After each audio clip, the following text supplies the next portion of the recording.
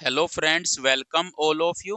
इस वीडियो के अंदर हम एचटेट पीजेटी फिजिक्स 2018 में जो फिजिक्स के क्वेश्चन आए थे उन्हीं के सॉल्यूशन को कंटिन्यू करेंगे।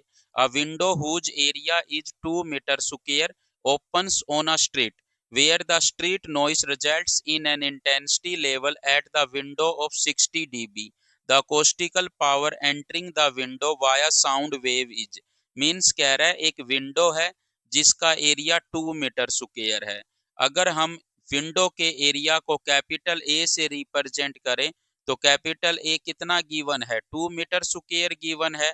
और विंडो जो है ओपन है स्ट्रीट में, और स्ट्रीट की जो नॉइस है वो कितना इंटेंसिटी लेवल बना रही है विंडो पर, 60 dB का। 60 dB mean 60 decibels.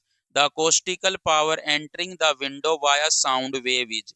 Means sound wave जो विंडो के थ्रू अंदर जा रही है उसकी कितनी पावर होगी ये पूछ रहा है। मीन्स साउंड की पावर पूछ रहा है कितनी एंटर कर रही होगी विंडो के थ्रू, ये बताइए। और हमें पता है पावर किसके इक्वल होती है, इंटेंसिटी गुणा में एरिया।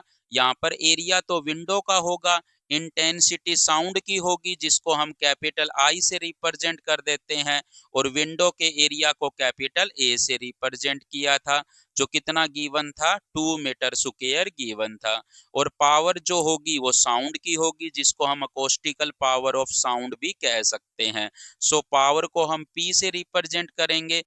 सो पी किसके इक्वल आ जाएगा, आई इंटू में ए। हमें आई निकालना होगा इंटेंसिटी। सो हमें जो इंटेंसिटी गिवन है साउंड वेव की वो डेसिबल्स में गिवन है। हमें जो इंटेंसिटी चाहिए वो वाट पर मीटर स्क्वायर में चाहिए ताकि हमें यहाँ पर पावर मिल सके वाट में। सो यहाँ पर हमें क्या करना होगा, इंटेंसिटी को वाट पर मीटर स्क्वायर में निकालना होगा। सो जो इंटेंसिटी आई है उसको हम डेसिबल के साथ रिलेट कर सकते हैं। So sound intensity level in decibel is related to the sound intensity I by L equal to 10 log of 10 I by I naught. यहाँ पर एल क्या है, sound intensity level in decibels, जिसको हम शॉर्ट में डीबी लिख देते हैं। और आई क्या है, साउंड की इंटेंसिटी है इन वाट पर मीटर स्क्वायर। और आई नोट क्या है, रेफरेंस इंटेंसिटी है जिसकी वैल्यू 10 की पावर -12 वाट पर मीटर स्क्वायर होती है। सो यहाँ पर हमें एल कितना गिवन है, 60 dB गिवन है। एल से हम क्या निकाल लेंगे, आई निकाल लेंगे, और आई की गुणा ए से कर देंगे तो हमें पावर मिल जाएगी वाट में। सो यहाँ पर एल कितना गिवन है, 60 dB। यहाँ पर पुट कर दिया 60 equal to 10 log of 10 I by I naught हो गया। 10 से 60 कट जाएगा, यहाँ पर 6 आ जाएगा। 6 किसके इक्वल आ जाएगा, log of 10 I by I naught. यहाँ से आई बाय आई नोट किसके इक्वल आ जाएगा, 10 की पावर 6। सो आई किसके इक्वल आ जाएगा, आई नोट गुणा 10 की पावर 6। आई नोट की वैल्यू ये है तो आपने यहाँ पर ये पुट कर दी तो आई कितना आ गया, 10 की पावर -6 वाट पर मीटर स्क्वायर। और इंटेंसिटी को अगर हम एरिया से गुणा कर देंगे तो हमें पावर मिल जाएगी साउंड की। इंटेंसिटी कितनी आई है, 10 की पावर -6, और एरिया कितना था, 2। सो अकोस्टिकल पावर या साउंड की पावर कितनी आ जाएगी, 2 माइक्रोवाट आ जाएगी। सो इसका राइट आंसर क्या होगा, डी इसका राइट आंसर होगा। अब देखिए next question. A particle starts from origin with velocity v not along x axis. The deceleration of the particle is proportional to the square of the distance of the particle from origin. The distance at which the particle stops is proportional to। Means एक particle है जो origin से start हुआ है, उसकी origin पर velocity कितनी है, v नॉट है, और वो एक्स एक्सिस के अलोंग मूव कर रहा है, और उसका डी एक्सलरेशन हो रहा है। मीन्स उसकी वेलोसिटी या उसकी स्पीड कम हो रही है, और उसका जो डी एक्सलरेशन है वो प्रोपोर्शनल है square of the distance of the particle from origin. Means origin से जो दूरी होगी जहां पर वो पार्टिकल पहुंचेगा, एक्सलरेशन उस दूरी के स्क्वायर के डायरेक्टली प्रोपोर्शनल होगा। और यहाँ पर कह रहा है वो जो डिस्टेंस होगी जो वो ट्रेवल करेगा स्टॉप होने से पहले, वो किसके डायरेक्टली प्रोपोर्शनल होगी, वी नोट की पावर 1/2 के, वी नोट की पावर 1/3 के, वी नोट के, या वी नोट की पावर 2/3 के। देखिए अगर हम इस डायरेक्शन के अलोंग ही एक्स एक्सिस लें तो हमें कह रहा है एक पार्टिकल है जो ओरिजिन से स्टार्ट हुआ है और वो एक्स एक्सिस के अलोंग मूव कर रहा है और उसकी ओरिजिन पर वेलोसिटी वी नोट है और वो डी एक्सेलरेट हो रहा है और उसका जो डी एक्सेलरेशन है मींस वो जिस रेट से डी एक्सेलरेट हो रहा है वो प्रोपोर्शनल है square of the distance from the origin. Means अगर हम इन जनरल एक्स दूरी पर उसका एक्सेलरेशन देखें तो ए जो होगा वो डायरेक्टली प्रोपोर्शनल होगा एक्स के स्क्वायर के। बट पार्टिकल डी एक्सेलरेट हो रहा है सो एक्सेलरेशन जो होगा वो नेगेटिव होगा और कितना होगा ए equal to minus K X square. यहाँ पर के क्या है, प्रोपोर्शनलिटी कांस्टेंट है और माइनस क्यों आया है, क्योंकि पार्टिकल डी एक्सेलरेट हो रहा है। और कह रहा है the distance at which the particle stops is proportional to, means वो अगर पार्टिकल डी एक्सेलरेट हो रहा है तो धीरे धीरे उसकी वेलोसिटी या स्पीड कम होती जाएगी और फाइनली जीरो हो जाएगी। मीन्स फाइनली वो पार्टिकल रेस्ट में आ जाएगा और रेस्ट में आने से पहले मान लेते हैं उसने एस डिस्टेंस ट्रेवल कर ली और आपसे यही पूछ रहा है एस जो है वी नोट की कितनी पावर के प्रोपोर्शनल है ये बताइए। मीन्स वी नोट की पावर हाफ होगी, वी नोट की पावर 1/3 होगी, वी नोट की पावर 1 होगी, वी नोट की पावर 2/3 होगी, ये हमें बताना है। मीन्स इस क्वेश्चन मार्क की जगह क्या होगा वही हम निकालेंगे और उसी के अकॉर्डिंग हम ऑप्शन को टिक करेंगे। और हमें पता है एक्सलरेशन जो होता है वो डीवी बाय dt के इक्वल भी होता है या फिर v into D V by D X के भी इक्वल होता है।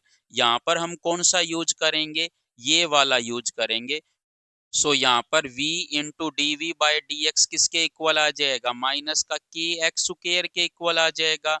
यहाँ से v इंटू डी वी किसके इक्वल आ जाएगा, minus K X square into D X. दोनों साइड इंटीग्रेशन कर देंगे, x इजिकल टू 0 पर वेलोसिटी कितनी है v नॉट और s डिस्टेंस पर कितनी हो जाएगी, 0 हो जाएगी क्योंकि s डिस्टेंस ट्रेवल करने के बाद पार्टिकल रेस्ट में आ जाएगा तो यहाँ पर s डिस्टेंस पर वेलोसिटी 0 हो जाएगी और ओरिजिन पर कितनी थी v नॉट थी तो ये पुट कर दी लिमिट। यहाँ पर v का इंटीग्रेशन क्या हो जाएगा, v स्क्वायर बाय 2 लिमिट क्या होगी v नॉट से 0 और यहाँ पर माइनस के बाहर आ जाएगा x की पावर 3/3 इंटीग्रेशन हो जाएगा एक्स स्क्वायर का और 0 से s लिमिट रहेगी। सो यहाँ पर क्या हो जाएगा 1/2 बाहर आ जाएगा, अपर लिमिट रखेंगे तो 0 हो जाएगा, लोअर लिमिट रखेंगे तो v नॉट का स्क्वायर हो जाएगा। माइनस k/3 बाहर रहेगा, अपर लिमिट रखेंगे तो s की पावर 3 हो जाएगी, लोअर लिमिट में 0 हो जाएगी। सो यहाँ से माइनस का v नॉट का स्क्वायर बाय 2 किसके इक्वल आ जाएगा, माइनस का k s की पावर 3/3 और यहाँ से s की पावर 3 किसके इक्वल आ जाएगी, 3v नॉट का स्क्वायर बाय 2 के।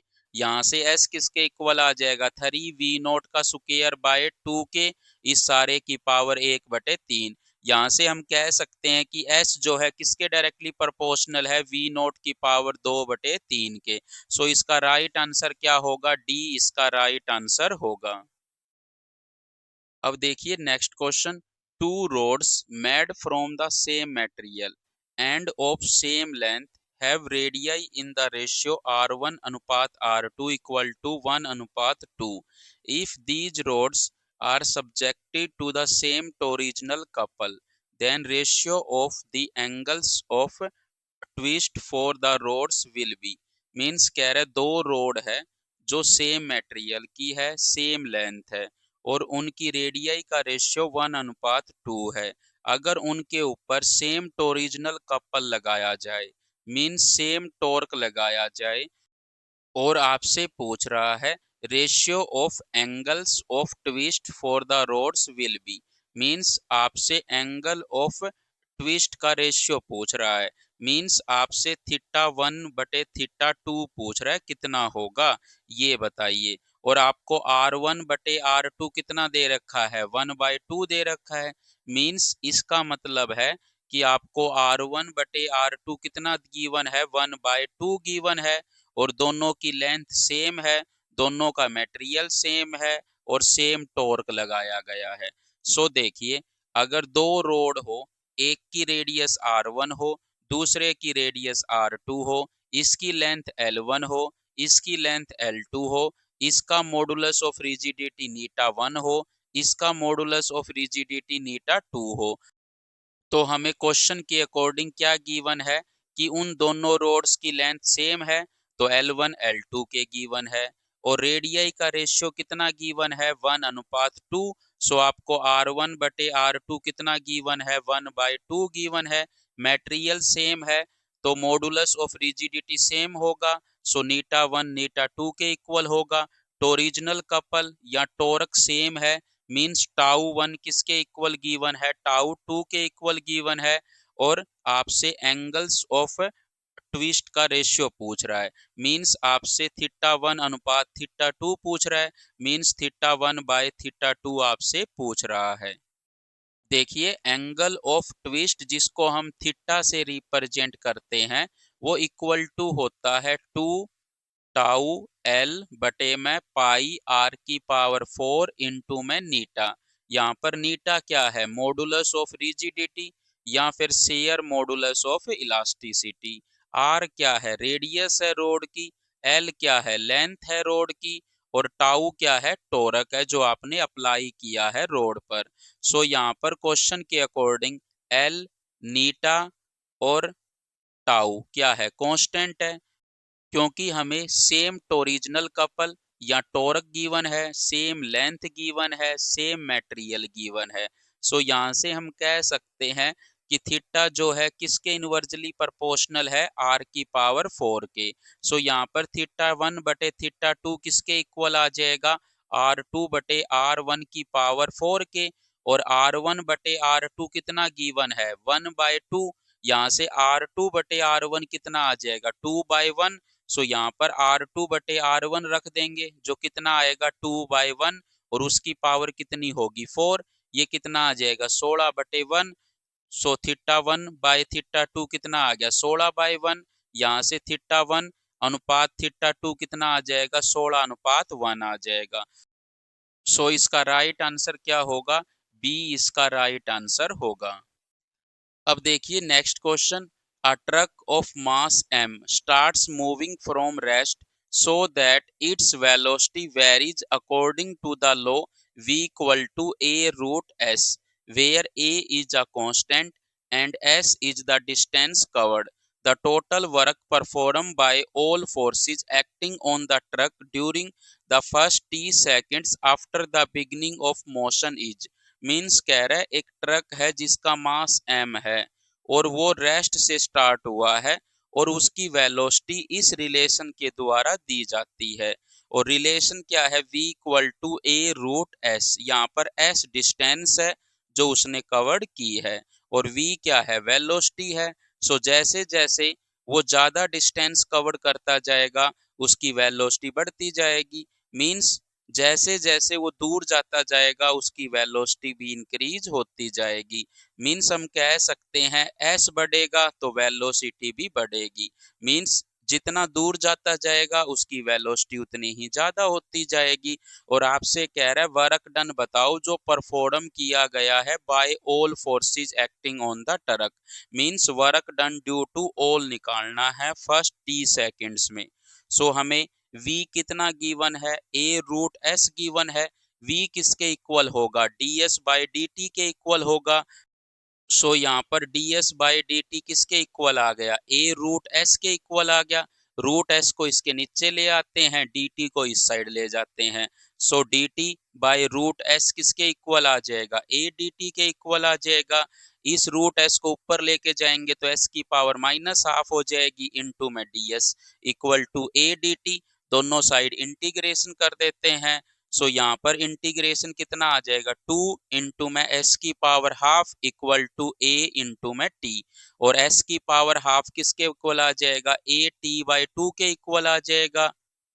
और यहाँ पर s किसके इक्वल आ जाएगा, a² t² बाय 4। मीन्स हमने क्या किया, यहाँ पर दोनों साइड स्क्वेयरिंग कर दी तो s किसके इक्वल आ जाएगा, a square t square by 4। और देखिए s की ये जो वैल्यू आई है, अगर हम s की वैल्यू को यहाँ पर रख दें तो हमें v मिल जाएगा। सो v किसके इक्वल होगा, a अंडर द रूट के अंदर s है और s की वैल्यू ये है तो ये रख दी हमने। और यहाँ पर रूट से क्या बार आएगा, ए टी बाई 2 बार आएगा, ए पहले से ही है बार। सो v किसके इक्वल हो जाएगा, a इंटू में A T by 2। So v किसके इक्वल आ जाएगा, a स्क्वेयर टी बाई 2। और हमें पता है work done due to all किसके इक्वल होता है, change in kinetic energy, final kinetic energy minus initial kinetic energy. Initial kinetic energy तो क्या होगी, जीरो होगी, क्योंकि जो ट्रक है वो इनिशियली किस में है, रेस्ट में है। सो उसकी इनिशियल काइनेटिक एनर्जी जीरो होगी। So work done due to all किसके इक्वल आ जाएगा, फाइनल काइनेटिक एनर्जी के इक्वल आ जाएगा, जो किसके इक्वल होगी, हाफ एम वी स्क्वायर के इक्वल होगी किसी भी टाइम पर, क्योंकि किसी भी टाइम पर जो उसकी वेलोसिटी होगी वो वी है। सो यहाँ पर काइनेटिक एनर्जी फाइनल कितनी आ जाएगी, half M V square. M mass है उसका, v हमने अभी निकाला था जो कितना आया था, a स्क्वायर टी बाई 2। वो यहाँ पे रख देते हैं, उसका स्क्वायर कर देंगे। सो यहाँ पर वर्क डन कितना आ जाएगा, m a की पावर 4 t का स्क्वायर बाय 8। मीन्स ये वो वर्क डन आ गया जो सभी फोर्सेज को करना पड़ेगा स्टार्टिंग की t सेकेंड्स में। सो इसका राइट आंसर क्या होगा, a इसका राइट आंसर होगा। अब देखिए next question, a solar panel measures 80 centimetre by 50 centimetre in direct sunlight, the panel delivers 3.2 ampere at 15 volt. If the intensity of sunlight is 1000 watt per meter square, then the efficiency of the solar panel in converting solar energy into electrical energy is। Means कह रहा है एक solar panel है जिसकी लंबाई 80 centimetre है, चौड़ाई 50 centimetre है, और उसके ऊपर डायरेक्ट सन की लाइट गिर रही है, और वो पैनल 3.2 एम्पियर करंट डिलीवर कर रहा है 15 वोल्ट पर, और जो सन की लाइट गिर रही है उसकी इंटेंसिटी 1000 वाट पर मीटर स्क्वायर है। तो बताइए एफिशिएंसी कितनी होगी सोलर पैनल की, to converting solar energy into electrical energy. Means आपको परसेंटेज ऑफ एफिशिएंसी बतानी है कितनी होगी, जो किसके इक्वल होगी, power electrical by power of light into में 100। मींस यहाँ पर हमें क्या करना होगा, इलेक्ट्रिकल पावर निकालनी होगी, और जो लाइट उसके ऊपर गिरी है उसकी पावर निकालनी होगी, और इनटू में 100 करना होगा, तो आपको परसेंटेज ऑफ एफिशिएंसी मिल जाएगी, और जो आंसर आएगा वही इसका राइट आंसर होगा। सो हमें सोलर पैनल गिवन है जिसकी लेंथ 80 सेंटीमीटर है, चौड़ाई 50 सेंटीमीटर है। सो इसका एरिया कितना आ जाएगा, 80/100 गुणा में 50/100 कितना हो जाएगा, 40/100 हो जाएगा। सो यहाँ से 4/10 आ जाएगा। सो एरिया कितना आ जाएगा, 0.4 मीटर स्क्वायर आ जाएगा। सो यहाँ पर 1000 वाट पर मीटर स्क्वायर इंटेंसिटी की लाइट इस पैनल पे गिर रही है, और पैनल का एरिया कितना है, 0.4 metre square. So power of light incident on panel, means जो लाइट पैनल पे गिर रही है उसकी पावर, जिसको हम पी लाइट से रिप्रेजेंट कर रहे हैं, वो किसके इक्वल होगी, आई गुणा में ए। यहाँ पर आई इंटेंसिटी है और ए क्या है, एरिया है पैनल का। इंटेंसिटी 1000 गिवन है, एरिया 0.4 है, जिसको हम 4/10 भी लिख सकते हैं। जीरो से जीरो कैंसल आउट हो जाएगी। सो यहाँ पर क्या बचेगा, 400 वाट बचेगा। सो हम कह सकते हैं इंसिडेंट लाइट की पावर कितनी होगी जो पैनल पे गिरी होगी, 400 वाट। और पावर ऑफ इलेक्ट्रिसिटी जिसको हम पीई से रिप्रेजेंट कर रहे हैं, जो किसके इक्वल होगी, V इंटू में आई। यहाँ पर V वोल्टेज है और I क्या है, यहाँ पर करंट है। वोल्टेज हमें 15 गिवन थी, करंट 3.2 एम्पियर गिवन था। सो यहाँ पर I 3.2 था, उसको हम 32/10 लिख सकते हैं। वोल्टेज 15 थी तो 15 लिख दी। सो यहाँ पर कट जाएगा, 5 पर 5 दूनी 10, 5 तिये 15, 2 से ये 16 पे, 16 तिये 48 आ जाएगा। सो पावर ऑफ इलेक्ट्रिसिटी कितनी आ जाएगी? 48 वाट आ जाएगी। मीन्स इतनी पावर की लाइट गिरी और इतनी पावर क्या कर दी? पैनल ने डिलीवर कर दी। सो परसेंटेज ऑफ एफिशिएंसी कितनी आ जाएगी? P इलेक्ट्रिसिटी बटे में P लाइट गुणा में 100%। P इलेक्ट्रिसिटी 48 है, P लाइट 400 है। सो यहाँ पर 48/400 गुणा में 100, 2 जीरो से 2 जीरो कट जाएगी, 48/4 आ जाएगा, 12 चौक 48 होते हैं तो ये 12 पे कट जाएगा। सो परसेंटेज ऑफ एफिशिएंसी कितनी आ जाएगी? 12% आ जाएगी। सो सी इसका क्या होगा? राइट आंसर होगा। अब देखिए next question, the wavelength associated with an electron having an energy equal to the Fermi energy is given by. Means कह रहा है इलेक्ट्रॉन है, उससे जो वेव एसोसिएट होगी उसकी वेवलेंथ बताइए कितनी होगी, और उसकी काइनेटिक एनर्जी किसके इक्वल है? फर्मी एनर्जी के इक्वल है। मीन्स उस इलेक्ट्रॉन की काइनेटिक एनर्जी किसके इक्वल है? फर्मी एनर्जी EF के इक्वल है।